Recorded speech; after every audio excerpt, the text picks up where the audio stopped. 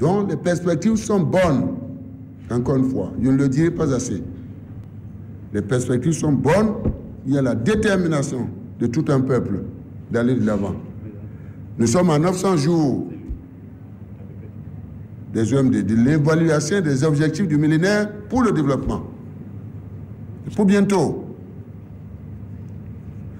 Nous avons travaillé et pratiquement les institutions les plus crédibles, je dis bien les plus crédibles que vous vivez et dont vous visitez les statistiques les plus crédibles qui engagent véritablement les Nations Unies. Je dis bien signés des Nations Unies. Disent bel et bien que le Bénin fait partie des 10 premiers pays du continent attendus, je dis bien attendus, pour réaliser au moins les 5 objectifs du millénaire pour le développement. Je dis bien, fait partie des 8 à 10 pays attendus dans les 900 jours si la tendance est maintenue. Ça, c'est publié officiellement par les Nations Unies. Nous avons curieusement des rapports pirates. Ce matin, je me suis réveillé et je demande à la presse de le dire. C'est des rapports pirates. Pirates d'un monsieur que je connais.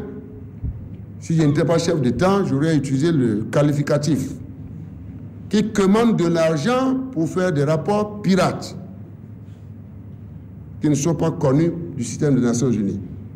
Avant de venir ici, j'ai appelé le système des Nations Unies et dit voilà, que le Bénin fait partie de l'avant-dernier. C'est un 155e sur 156. C'est-à-dire que le Bénin, je n'ose pas blesser mes chers frères haïtiens et tous les pays qui sont en guerre sont plus riches que le Bénin. C'est stupide. Véritablement, la stupidité.